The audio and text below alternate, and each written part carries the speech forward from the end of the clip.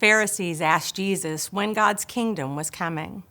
He replied, God's kingdom isn't coming with signs that are easily noticed, nor will people say, look, here it is, or there it is. Don't you see God's kingdom is already among you? Then Jesus said to the disciples, the time will come when you will long to see one of the days of the human one, and you won't see it. People will say to you, look there or look here. Don't leave or go chasing after them. The human one will appear on his day in the same way that a flash of lightning lights up the sky from one end to the other. However, first, he must suffer many things and be rejected by this generation. My name is Jennifer Schultz, and I am one of the pastors at Church of the Resurrection. Now, I spent so much of my life believing heaven to be this faraway magical place, a place where all of those I loved would go, and if I wanted to ever see them again, I needed to earn a spot, which seemed impossible. It was only when I accepted God's free gift of grace, a gift not earned by me, but in spite of me, that I began to see that God's kingdom might just be right in front of me. And yet when I listen to the news, so much of what I hear describes a world that is full of pain and suffering. It's so easy to get lost in that place of grief where God's kingdom seems so far away.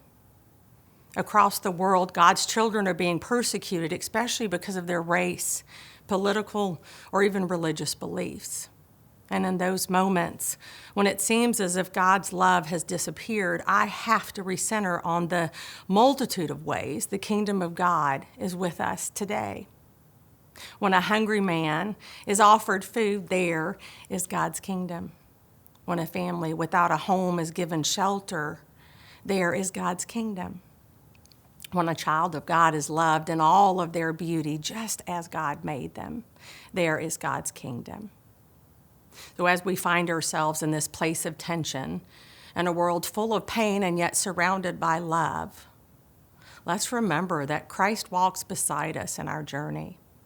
All we're called to do is to live our lives as Jesus taught us, to live a life dedicated to justice and mercy for those who are living in persecution.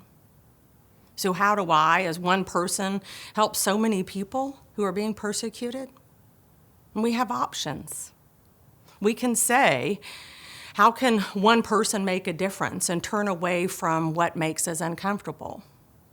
But we know that this is not the way that Jesus taught us to live. Another choice, we look into the eyes of our brothers and sisters who we see suffering. And instead of turning away, we offer them love and become the hands and feet of Christ. One person loves a person who loves a person who loves a person. And just maybe, in these loving acts, we will find the kingdom of God.